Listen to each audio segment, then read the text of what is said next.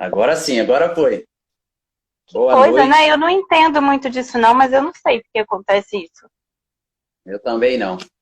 Bom, como a gente já deu as boas-vindas aí para quase todo mundo, né? Eu queria iniciar, Pop, Sim. para a gente ser bem prático, para não perder tempo. Eu queria ler um texto só para a gente ter um norte aqui e fazer uma oração. No Evangelho de Mateus, capítulo 6, verso 12, a NVI traz uma linguagem bem bacana que diz assim: perdoa as nossas dívidas, assim como perdoamos aos nossos devedores, né?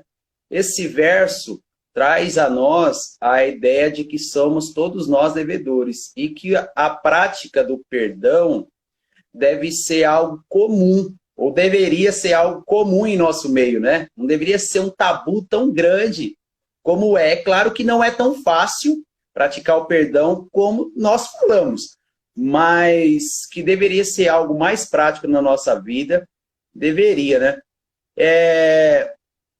E a ideia também que traz é assim: se a gente de fato quer ter uma vida feliz, uma vida bem-sucedida, ter paz no coração, o perdão deve fazer parte da nossa vida, né? Vamos orar? Convido a todos aí, amigos. Senhor Deus e amado Pai, nós carecemos, ó Deus, da tua graça, da tua misericórdia, que o Senhor traga, Senhor, discernimento, traga, Senhor Deus, ó Pai, maturidade a nós, Senhor, para tratarmos de um assunto tão crítico, tão importante. Senhor, talvez estejamos aqui com pessoas, ó Senhor, feridas, magoadas, ó Deus, por causa, Senhor, de feridas no coração e na alma. Que o Senhor use esse momento aqui de live para que vidas sejam restauradas, que vidas possam encontrar o caminho para recomeçar, para ter novas esperanças. Usa, Senhor, a vida da Pop e usa a minha vida, em nome de Jesus. Amém. Amém. Meus queridos irmãos e amigos, a gente vai tratar hoje sobre perdão, né? E eu queria falar algo para os irmãos. Se os irmãos e amigos aí tiverem perguntas, vão colocando, a Pop vai estar falando mais, né? Expondo mais a ideia, e eu vou estar aqui tentando anotar as perguntas, se possível ser respondidas na live, porque o tema trata de sentimentos, às vezes sentimentos complexos, que às vezes na live não dá para responder com toda a clareza. Mas depois eu acredito que ela vai estar disponível, como sempre, para tirar e sanar algumas dúvidas, não é isso, Pop? Sim, isso aí, com certeza. Então, bacana. Ô, Pop, eu queria pensar com você, né? O perdão para o cristão é algo que meio que trata sobre obediência, sobre dever, esse deveria ser uma prática comum. Mas na sociedade, quando pensamos em perdão, o sentimento que nos vem à cabeça é que quem perdoa é o fraco, né? Não é essa a ideia que nos Isso, vem à cabeça? exatamente. Muita gente decide não perdoar como se fosse uma forma de manter uma postura forte, né? Não, eu sou forte, eu vou aguentar, não vou perdoar, porque senão eu vou me mostrar. É um caminho de muita fragilidade, né? Eu liberar esse perdão para as pessoas. Então, é um tabu muito grande, esse aí. E é muito bom a gente começar por esse caminho, né? Porque é uma mentira. É uma mentira. O caminho do perdão não é um caminho de fragilidade. É um caminho dos corajosos, é um caminho de quem decide pela saúde integral. Sim, é o caminho de libertação, né? Na verdade, né? Às vezes a gente acha que vai se tornar dependente, escravo de uma situação, mas na verdade Sim. não, né? A gente está se livrando, se libertando de uma situação. Pô, já que a gente iniciou a live pensando no que não é o perdão, né? O perdão não é uma fragilidade, perdoar não é uma fragilidade. Então, era importante a gente pensar no que é o perdão, então. Quem mais sofre é, é, pela falta de perdão? Você acha que quem sofre é o ofendido ou o ofensor? É a pessoa ofendida, né? E é isso mesmo. Eu preparei aqui 7 verdades sobre o perdão, 7 pontos aí pra gente pensar. E o primeiro é esse mesmo, assim, quem mais sofre por não perdoar é aquela pessoa que foi ofendida. Tem uma frase boa que diz assim, se essa pessoa ofendida consegue encontrar em si mesma a disposição para perdoar, ela deixa de estar acorrentada a quem a magoou. Então, se você conseguir encontrar essa disposição, é o caminho da liberdade que você falou, né? Você vai se ver livre. Poxa, e a vida já é tão difícil, né? Se a gente não ir se libertando de algumas situações que vão surgindo na nossa vida, a vida se torna insustentável, né? E, Pop, uma dificuldade assim que, quando falamos sobre perdão, né? Muitas pessoas falam que tem dificuldade de perdoar e que não perdoaram ou que perdoaram. Porque quando falamos de perdão, e principalmente para o cristão, ele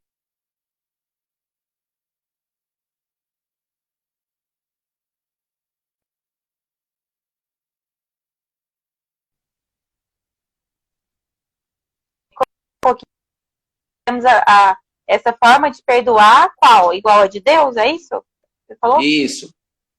Não, eu não quero nem que você entre nessa comparação, mas que você trouxesse para nós assim, o perdão ele é algo instantâneo. Eu falei para você, pô, te perdoei, acabou, passou, simples assim?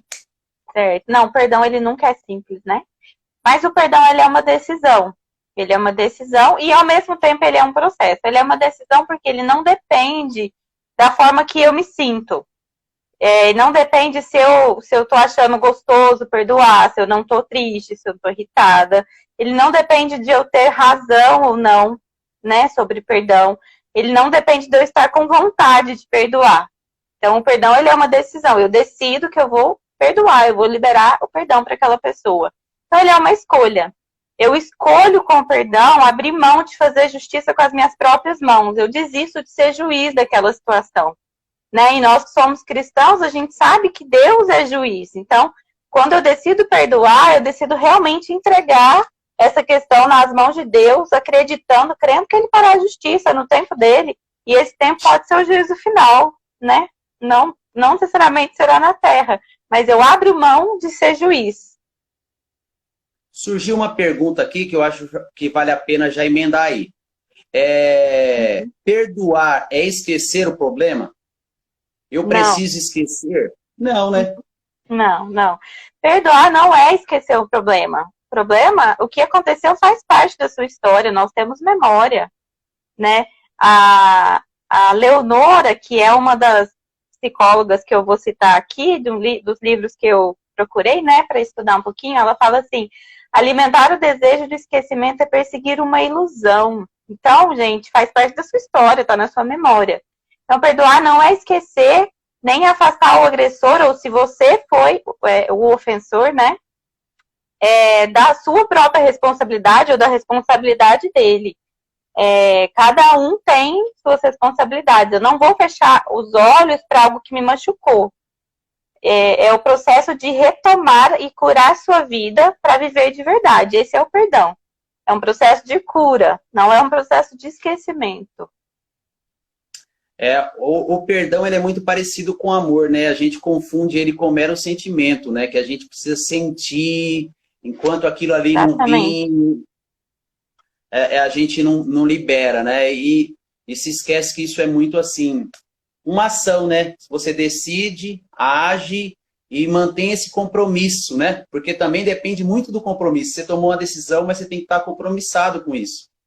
Isso, eu ia reforçar no final, mas eu já vou falar agora, né, em relação ao perdão ser um processo.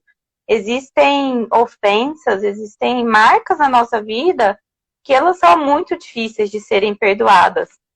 Então, eu preciso decidir todos os dias perdoar, eu preciso, quando me vier à mente aquela cena, aquela coisa que me aconteceu, eu preciso decidir todos os dias por isso, lembrar o meu coração, né, desse compromisso de entregar para Deus, na verdade, esse processo de perdão. E uma coisa bem importante em relação a isso é que o perdão, ele não é concedido, né, na perspectiva que eu entendo, ele não é concedido ao ato, mas ao agressor.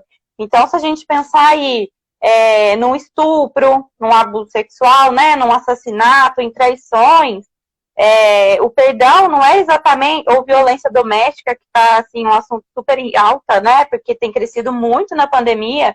O perdão não vai no sentido de desresponsabilizar essas pessoas por essas ações, né, não vai para a ação, mas vai para a pessoa. Tem até uma ilustração muito interessante que, se a gente pegar, por exemplo, né, a questão da violência contra a mulher, ok, tem o processo do perdão, de decidir perdoar a pessoa, mas pode ser que a sua primeira ação seja ir a uma delegacia da mulher denunciar o que está acontecendo, certo? Então, eu preciso tomar algumas decisões no que diz respeito à ação que foi feita, mas perdoar o agressor. Isso é bem complexo, eu não sei se eu deixei claro, mas é muito importante fazer essa diferenciação nesse caminho. Uhum. A gente vê isso claramente no próprio perdão de Deus, né? Deus nos perdoa, mas ele não nos impede de viver as consequências do nosso erro, né? Pop, surgiu uma pergunta que, para a gente não ir muito para frente, né? Como lidar com a lembrança, né? Parece que há um exercício aí, né? De alimentar o esquecimento, não é? Alimentar o esquecimento? A da frase que eu falei? Como lidar com a lembrança, né? A pessoa me perguntou. Sim, entendi. Que eu falei, é impossível eu esquecer, né? Eu querer, eu me obrigar a esquecer de algo que foi muito difícil na minha vida. É claro que a dor, ela vai diminuindo, mas o fato continua existindo, né? E eu gosto muito, a gente precisa aprender a se acolher, a ter equilíbrio nisso, porque existem coisas difíceis demais que acontecem e que eu vou olhar para trás e eu sempre vou lembrar com tristeza, porque aquilo marcou demais a minha vida, né? Mas não me causa mais, não me paralisa, não me causa amargura, é um fato que aconteceu, né? Então, lidar com as lembranças, o tempo, ele ajuda, mas o tempo, ele só ajuda se eu decidir trabalhar em relação. O tempo não faz milagre, não, certo? Aconteceu uma coisa muito difícil, o tempo cura tudo. O tempo não cura tudo. O tempo cura se eu investir, se eu decidir, se eu fizer boas escolhas nesse tempo que eu tenho, certo?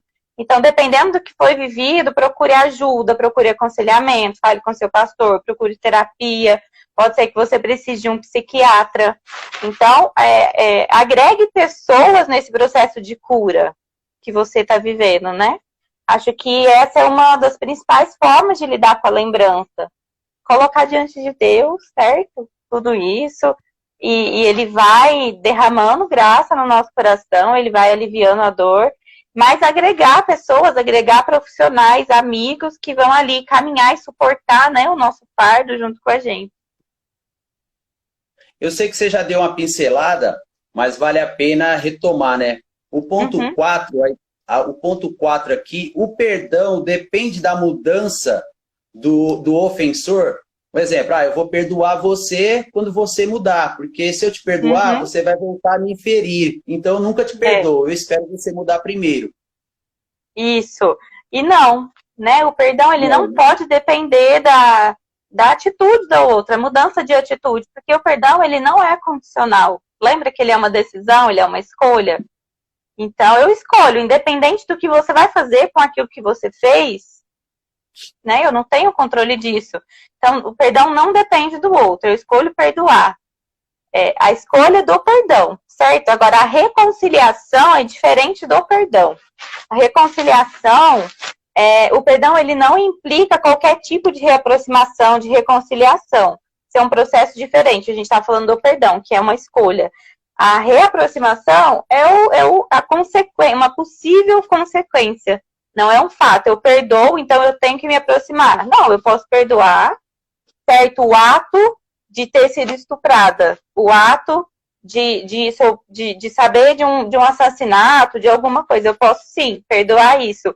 Mas isso não implica, eu não vou me me aproximar do meu agressor, de alguém que me bateu, de alguém que abusa psicologicamente de mim. Não. Então eu perdoo. Mas eu preciso, inclusive, é nossa responsabilidade saber colocar limites nessas relações. Eu falo, quem me conhece, me acompanha um pouquinho, sabe que eu falo muito da importância dos limites, né? Não podemos ser vulneráveis e receptivos a pessoas que nos machucam. Perdoar ou pedir perdão não nos dá garantia de como a outra pessoa irá reagir. É isso que eu falo. Então, é uma decisão, é uma ação interna, certo? Como você vai reagir, eu não tenho controle. Perfeito.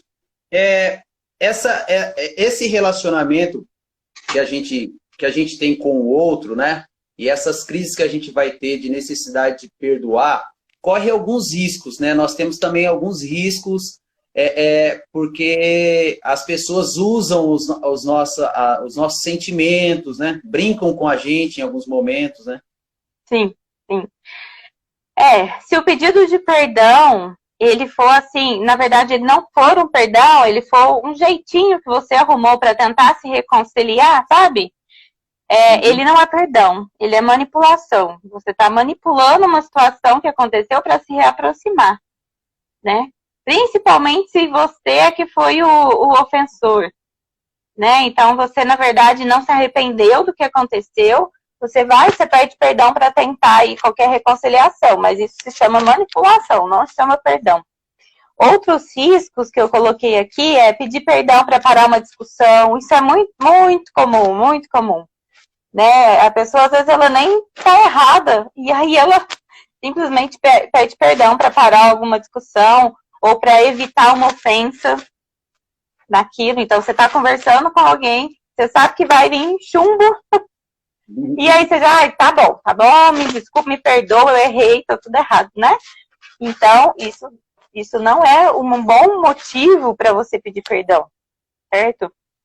Abraçar, beijar, presentear para substituir o perdão a todo custo, né? Isso, depois lá embaixo eu vou falar que existem algumas linguagens do perdão.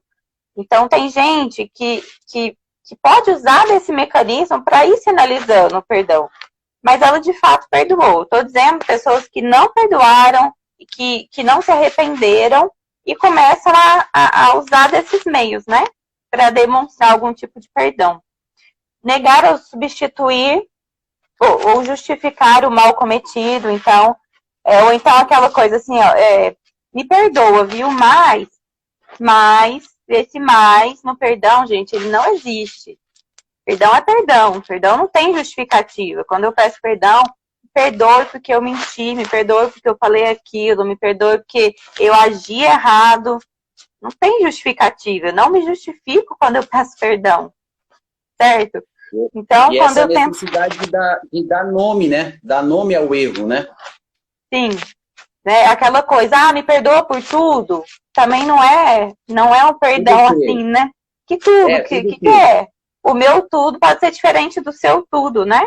Para começar, então, eu preciso nomear, falar, olha, me perdoa porque eu realmente te ignorei aquele dia, eu tava com raiva, eu preciso falar.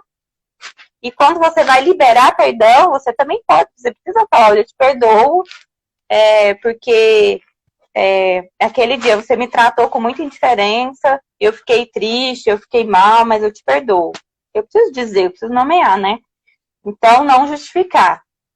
Outro risco é eu ser conivente e me permitir ser abusada por outros, que é o que eu falei um pouquinho lá em cima. Eu entender que eu estou numa situação de perigo, eu estou sendo violentada de qualquer tipo, né, psicológico, sexual, todos os tipos de abuso que pode acontecer, e eu continuo naquilo. Então, é um risco. E a gente não pode permitir, você precisa agir diante dessas situações. Não, tem mais dois, né? Pode falar. Só puxando um gancho. E isso acontece muito dentro da igreja, né? Foi até uma pergunta que a Ana Maria fez, né?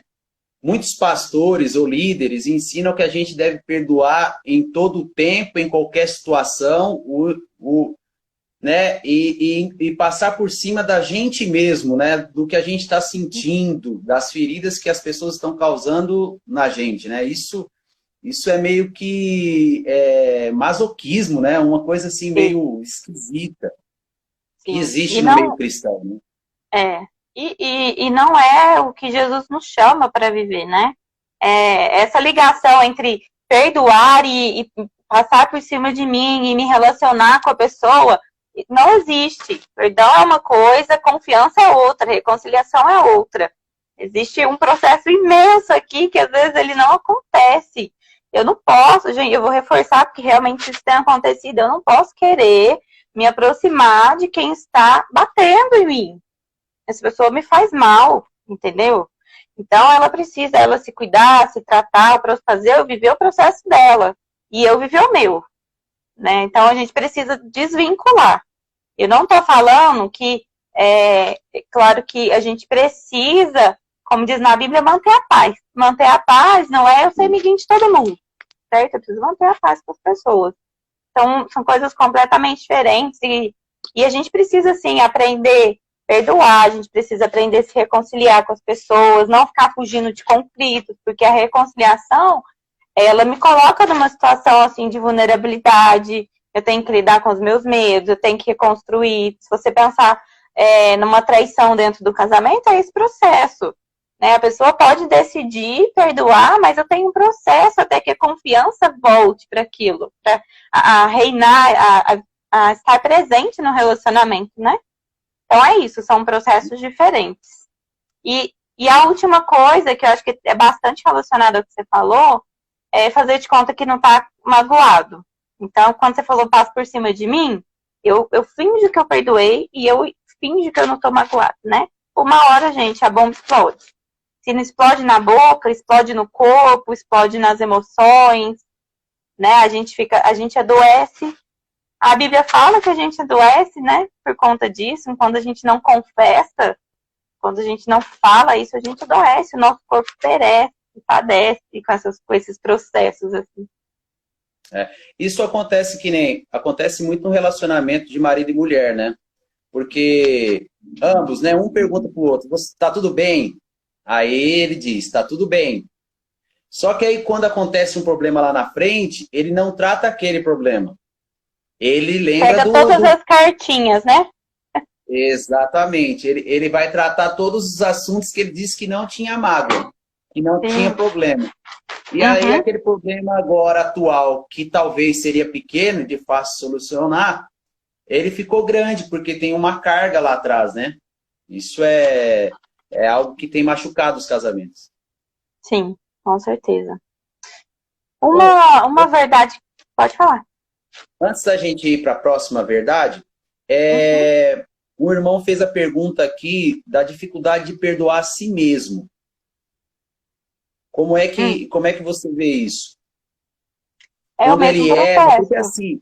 porque assim, quando a gente tem que se analisar mesmo, né, reconhecer os nossos erros, a Bíblia nos orienta a isso, mas quando a gente enxerga essas coisas, pede perdão a Deus sinceramente, Deus perdoa e a gente não consegue receber isso, né? Uhum. É um dos grandes desafios, né, que nós temos enquanto cristãos de aprender a viver sobre a graça. É a graça de Deus.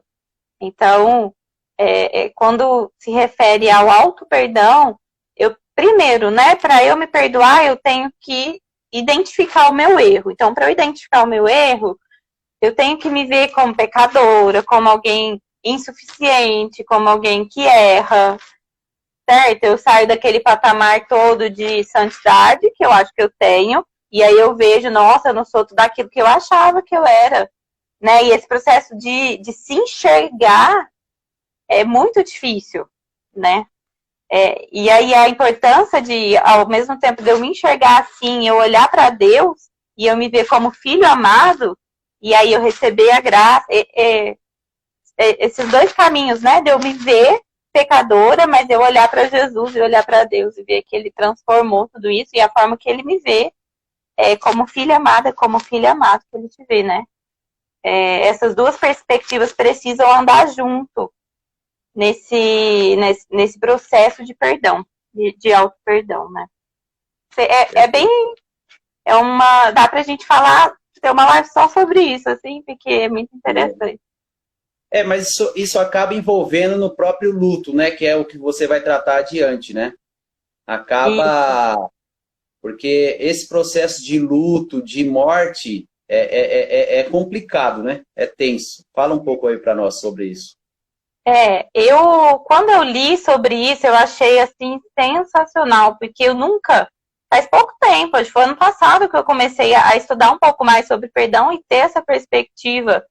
Eu nunca tinha relacionado o perdão como um processo de luto, como uma perda mesmo, né? A gente fala muito aí sobre os cinco estágios do luto, quando se perde alguém, depois qualquer perda na vida, mas eu não tinha entendido que o perdão, junto com o perdão, existe o processo de elaboração de luto. Porque aquela pessoa que eu achei que existia, ela me magoou, ela fez algo que eu não esperava que ela fosse fazer. Então, eu idealizei uma pessoa que ela não existe, ela morreu aquela hora para mim, certo? E aí, para eu perdoar, para essa pessoa existir na minha vida, eu preciso elaborar todo esse luto, eu preciso entender que aquela pessoa que eu achava que existia não existe mais e aceitar essa falha que está na minha frente. Só assim eu consigo o caminho da reconciliação, entender? É o primeiro passo, eu acho, do caminho, né? Segundo, primeiro é perdão, segundo é esse, eu olhar para a pessoa e falar, nossa, aquela pessoa, ela não existe, eu achei que ela fosse do jeito, ela não é. Será que a forma que ela é de existir, que ela consegue existir agora, ela cabe na minha vida? Né? A Karen colocou aí profundo, é muito profundo mesmo, é um processo, assim, muito complexo.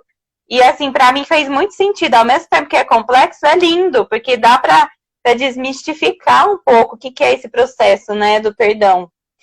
E aí aqui, a pessoa a ser perdoada não conseguirá viver na sombra de quem você achou que ela era.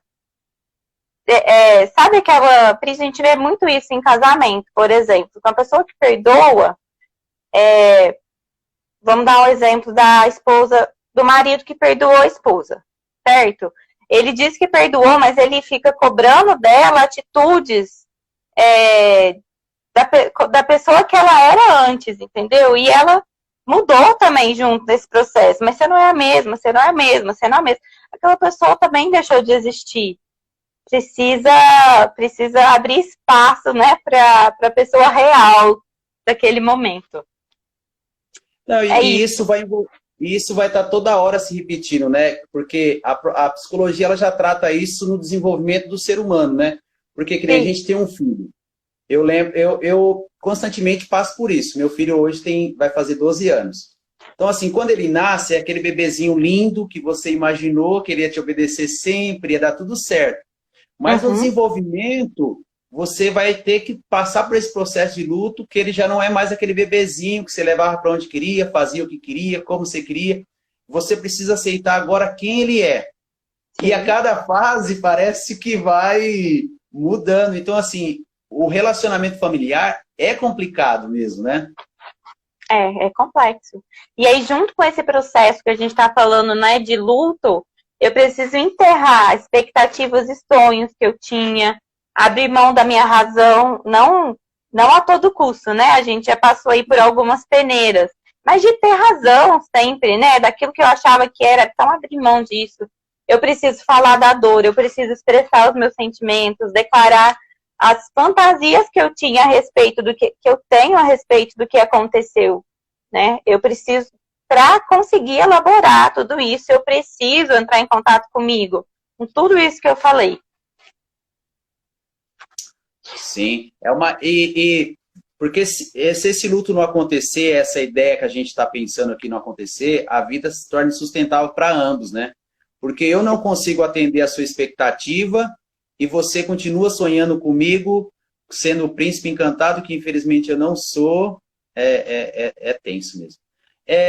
O Pop, só para um irmão aqui que fez a pergunta e a gente não ficar como que ignorou, até mencionei para você, é uma pergunta mais complexa, você dá aquela pincelada por cima, né? Algumas pessoas, uma pessoa, ela viveu a vida toda dela magoada com alguém, com um pai que abandonou ela e ela sofreu grandes dificuldades e agora em uma certa idade madura, ela perdoou o pai, teve um relacionamento com esse pai e perdoou o pai. Esse pouco relacionamento que ela teve agora no final, ou nesse momento atual da vida, é fácil perdoar? A gente já tratou, né, um pouco sobre isso, mas é instantâneo? Dá para se esquecer, um exemplo, 60 anos de mágoa em meses de relacionamento? Não é simples assim, né? Não é simples. Como eu falei no começo, o perdão, ele nunca é simples. Ele é uma decisão, mas ele nunca é simples, certo? Por isso que vou fazer um gancho aqui, a gente precisa lembrar que essa capacitação nós recebemos de Deus também, né? Então, tudo que a gente precisa é realmente lembrar que Deus nos capacita a perdoar. Ele me capacita a manejar minhas emoções também, os meus pensamentos, e a decidir sobre isso, né? Mas o perdão, ele pode necessitar de um tempo para ser elaborado e conseguir ser oferecido ao outro. A nova ligação, a possível nova ligação com essa pessoa exige segurança emocional e física. Então, se eu fui profundamente ferido, eu preciso de um tempo para isso. Eu preciso de entender. Lembra que eu preciso processar o luto? Eu preciso entender o que aconteceu. Para eu processar o meu luto, eu preciso dar nome. Certo? Eu preciso entender tudo isso. Depois que eu entender, eu vou atualizar a dívida da pessoa, aquilo que eu sinto hoje, e aí eu vou decidir, eu perdoo ela. Né? E aí entramos no possível ou não passo para reconciliação. Então é isso, perdoar é um processo, é uma caminhada, é um princípio, não é só um ato isolado. Ele começa com uma decisão e se transforma num movimento contínuo. Uma decisão diária. Exatamente. E essa ideia, né? Eu acho que essa ideia aí vai marcar a live, né? Vai fechar a live, porque a ideia do luto é tudo, né? Porque quando a gente pensa em luto agora, a gente vai pensar que cada um tem um tempo desse luto, não é? O luto, talvez eu fique, em uma semana eu tô supostamente resolvido, outro é um mês, outro é um ano, outro é anos passando aquele processo. E como você falou, um pai que perdeu um filho novo, às vezes é a vida toda ele vai se lembrando, né, tendo relapso daquilo. Claro que não causa aquela dor profunda que causava no início, mas ainda é algo assim que traz uma certa emoção para ele, um certo sentimento, né? Sim, o tempo, né, do processamento, ele é sempre individual. Não existe padrão para isso. Qualquer elaboração de luta, a gente pode até ter estudos em relação a possíveis processos, fases do luto que a pessoa pode ter, mas assim, não existe padrão para aquilo. Agora, um perigo, a gente falou de alguns perigos, um perigo é eu ficar remoendo. Ficar remoendo não é elaborar o luto de uma perda, não é isso. Tem muita gente que fica eternamente atualizando essa dívida e não libera o perdão. Então, é um processo que a gente precisa separar. A gente precisa entender isso. E às vezes a gente faz um exercício contrário, né? Porque às vezes a gente fica assim, no pensamento ou na expectativa de perdoar, eu falo assim, se eu encontrar a Pop, eu vou tratar ela bem. Se eu encontrar a Pop, eu vou reagir diferente. Se eu essa relembrança contínua do problema, né? Às vezes a gente acha que vai ajudar a gente lá na hora do encontro, mas gera uma trava, não é ou não? Pode gerar, mas pode ser um processo natural. Até, eu vou já entrar aqui no ponto 7, que aí eu falo sobre manifestações diferentes que o perdão pode ter. A maioria das pessoas, grande parte assim, das pessoas das igrejas, conhecem o Gerd Chapman, que escreveu as 5 linguagens do amor, né? Ele escreveu também as 5 linguagens do perdão, acho que são 5, não lembro, mas linguagens do perdão. E aí ele fala que existem manifestações diferentes. Eu posso demonstrar que eu estou arrependido de algumas formas. E aí, depois da minha decisão, pegando aí o gancho que você falou, o tratar bem pode ser uma forma de demonstrar o meu arrependimento, entendeu? Por isso que eu não posso generalizar o que você falou. se já tiver acontecido esse processo, e eu estiver nesse outro momento de reconciliação, o demonstrar bem pode ser uma forma de eu te sinalizar alguma coisa, né? Então aí, vou citar para vocês algumas coisas. Então, a primeira manifestação do perdão, não em ordem de cronologia, tá? O primeiro tipo possível que ele coloca é a aceitação da responsabilidade. Então, eu aceito que eu errei, eu assumo a minha responsabilidade daquilo. Outra é compensação do prejuízo. Existem coisas, por exemplo, se eu te roubei, eu posso planejar te recompensar, certo? Mesmo que eu te dê R$10 por mês. Eu assumo meu erro e eu falo como eu posso reparar isso, de que jeito a gente pode combinar essa reparação, certo? Existem coisas que são possíveis, reparações possíveis.